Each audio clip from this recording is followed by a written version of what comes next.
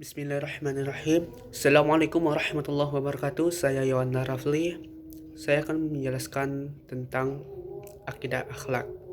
Baiklah, langsung saja. Pengertian akidah akhlak.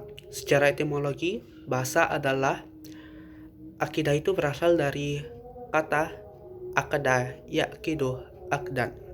Berarti ikatan perjanjian, sangkutan dan kokoh. Disebut demikian karena ia mengikat dan menjadi sakutan atau gantungan segala sesuatu. Dalam pengertian teknis artinya adalah iman atau keyakinan. Menurut istilah terminologi, akidah ialah dasar-dasar pokok kepercayaan atau keyakinan hati seorang muslim yang bersumber ajaran Islam yang wajib dipegang oleh setiap muslim sebagai sumber keyakinan yang mengikat.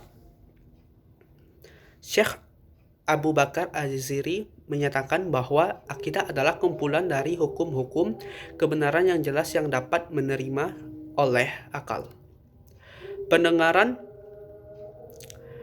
dan perasaan yang diyakini oleh hati semua dan dipujinya, dipastikan kebenarannya, ditetapkan kesolehannya, dan tidak melihat ada yang menyalahinya dan bahwa itu benar serta berlaku selamanya.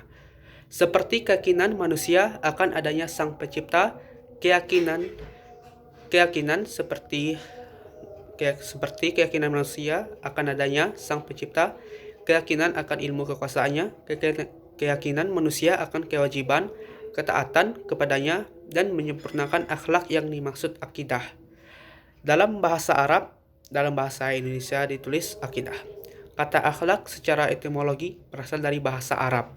Bentuk jamak kata khuluq atau al-khul yang secara bahasa antara lain berarti budi pekerti, perangai, tingkah laku atau tabiat.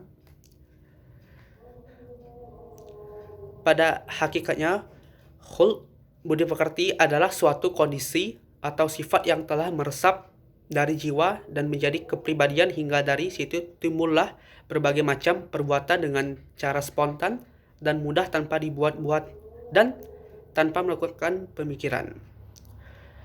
Apabila dari kondisi tadi timbullah kelakuan yang baik dan terpuji menurut pandangan syariat dan akal pikiran, maka ia dinamakan budi pekerti mulia, akhlak mahmudah. Sebaliknya, apabila yang lahir kelakuan yang buruk, maka disebut sebagai budi pekerti yang tercela, akhlak mazmumah.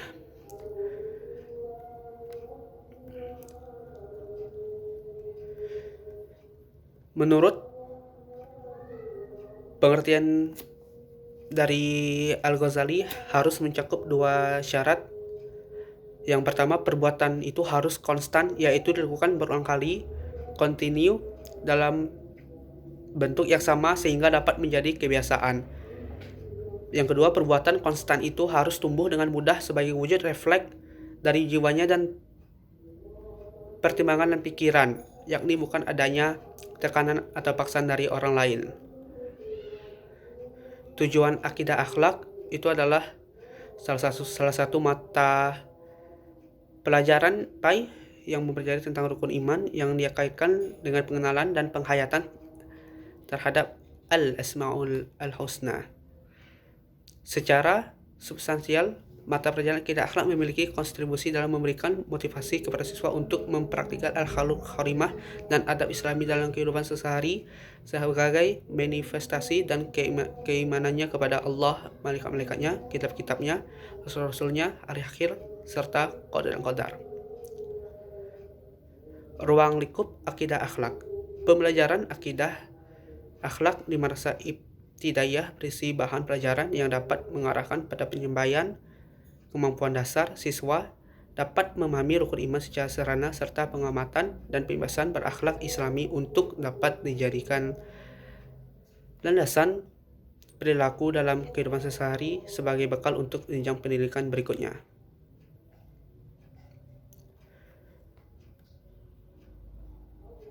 Selanjutnya, surah yang menceritakan tentang akidah akhlak.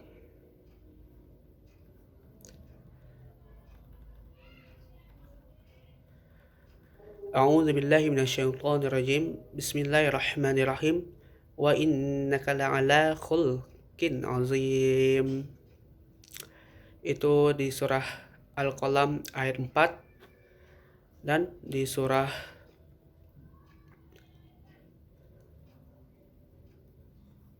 An-Nisa ayat 80. A'udzubillahi minasyaitonirrajim. Bismillahirrahmanirrahim.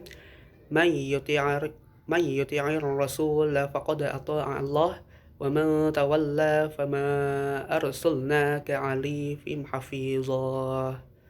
Itu di surah An-Nisa ayat 80.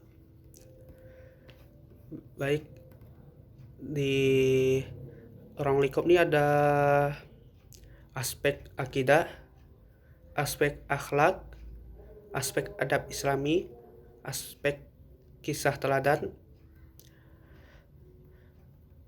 Di situ menceritakan meliputi kisah Nabi Ibrahim mencari Tuhan, Nabi Sulaiman dengan tersebut, Nabi Muhammad SAW masa kecilnya, masa remaja Nabi SAW, Nabi Ismail, Nabi Yusuf alaihissalam, Abu Lahab, Nabi Sulaiman dan umatnya, Ashabul Kahfi, Nabi Yunus dan Nabi Ayub,